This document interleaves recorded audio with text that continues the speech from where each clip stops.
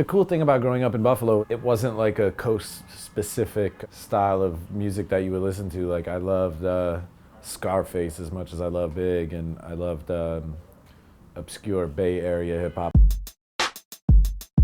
You know, I worked with Cormega, I worked with AZ, I worked with Raekwon and Ghostface and MOP, and I did loads of songs, and I had a really cool relationship with MOP, who I met through Big Daddy Kane. I would go to D&D and do these sessions and just be in the same atmosphere as DJ Premier and the Beat Miners and, you know, my heroes. Kanye, what up?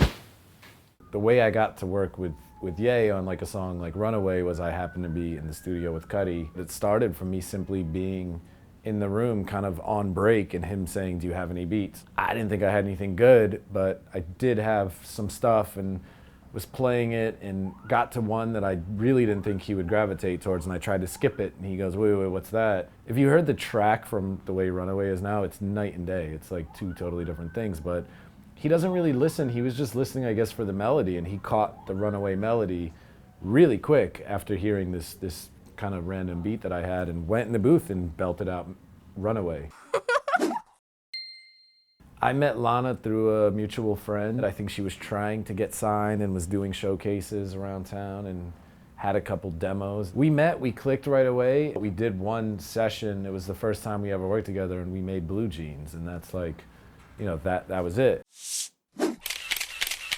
For the first time in my life, I was sitting at a piano writing my own songs, and with no real motivation other than just getting the shit out of my head. It's pretty obvious it's centered around a breakup and what I experienced kind of like from the beginning to the end, and that like weird roller coaster of kind of losing your mind when you fall in love, and when you get really hurt, you go a little crazy. And I think it just made me want to write songs.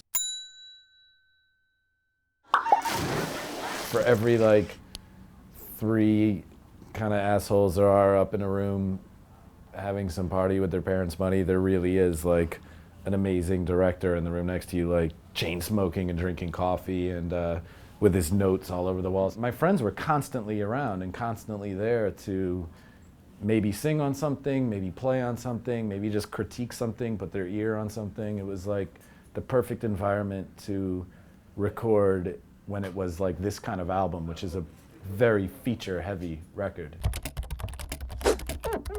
I found his wife's email. I didn't want it to be like a label thing, so I sent a long email to his wife, and she called me up, and the song was playing in the background, and she's like, Brian's been listening to it on repeat since you sent it 40 minutes ago, and he wants to sing on it.